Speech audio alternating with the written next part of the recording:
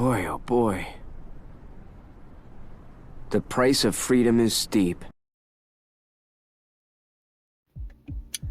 Hey guys, ExJW's still fading here, and today I wanted to actually go over 5 tips for ExJW's that are going to college, or if you're, let's say, you're PIMO, anything like that. I think that these things are probably some of the most important things that helped me along, and I'm hoping that it'll help all of you along who are also going to college or thinking about it in the future, and you're an ExJW.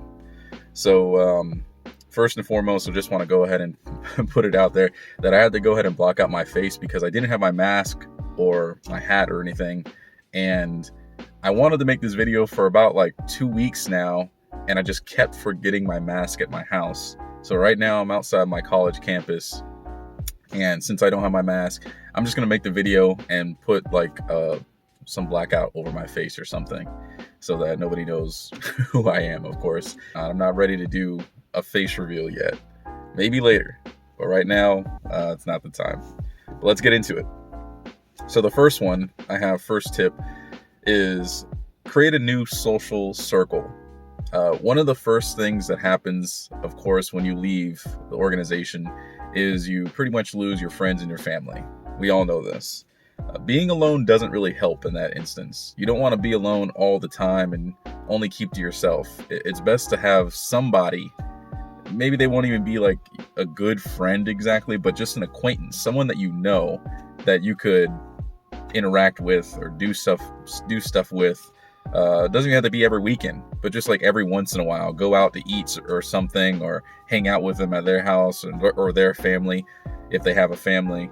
Anything like that. Very simple things so that at least you can have somebody. It almost keeps your sanity, so to speak.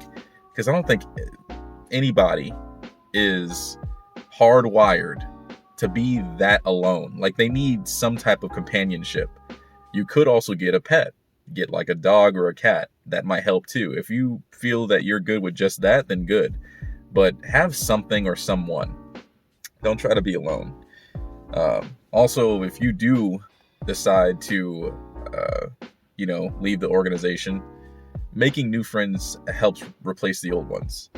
Not entirely, because of course many of you probably had good experiences with a lot of the friends in your congregation, but at least you won't be so fixated on what you had before and you're moving towards a new future. A lot of people, sometimes what they'll do is they'll end up thinking back of everything that they had, and they'll end up going back to the organization, that's not something that you really want to do. I don't recommend it. The second tip number 2, is to focus on yourself. Probably at this time, since if you're a younger ExJW that's going to college, I think focusing on yourself at this point in time is probably the best thing you can do. It's probably your first time that you're out on your own. Probably the first time that you don't have anyone to really guide you in the direction that you need to go. So be proactive and take life by, I guess, the horns, so to speak. Go to the gym, which I know many people are probably like, oh, I don't really want to go to the gym. Well, that's fine. Just try to do something active. Exercise in some way. Eat healthier. And I think this is a very important one, because a lot of people nowadays, we don't really eat healthy. And we should take more, especially because of what I'm learning in my field now. I'm going to be like a healthcare practitioner. I'm not going to tell you what field I'm going into. But a lot of people are not healthy, and they could avoid a lot of problems they have today if they did eat a little bit healthier. And what I mean by healthy is I just mean not eating all the bad things all the time. You can still have a whole bunch of sugar and candy and all that stuff. But if you're going to make that a part of your intake, try to reduce it to a minimal amount. Don't go overboard. Don't eat like a whole box of crackers, chips, candy, stuff like that. That's excessive. You don't want to do that. Limit the bad things. It's not like you have to go ahead and start eating salads every day, but just limit the bad things. I think that's the best way that people can take like the first step to eating healthier. Limit the bad things. Try to make sure that you're taking a proactive approach in your life and doing the best things for yourself.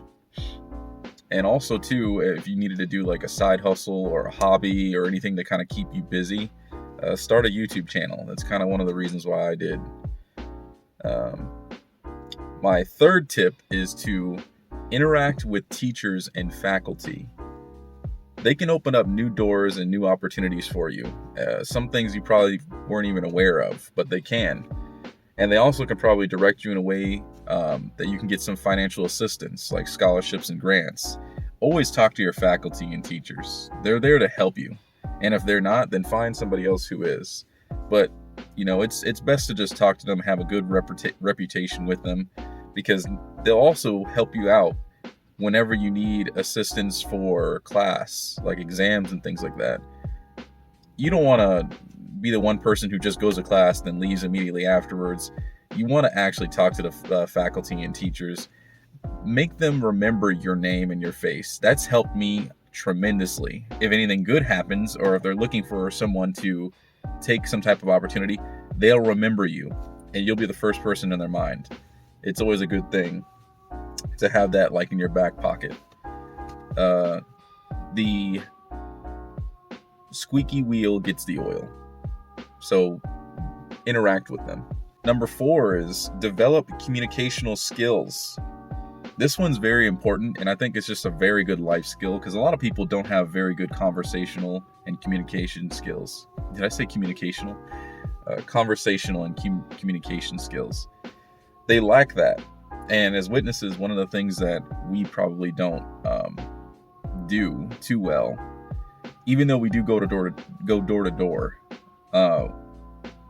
we don't really try to talk to people about many other topics. We're good talking about the Bible and God, but whenever it's about anything else, sorry, my phone fell there. But to continue off what I just said, we just struggle like crazy when it comes to anything else, because a lot of us probably grew up in the truth and we just didn't really interact with a lot of other people and talk about different topics and things like that.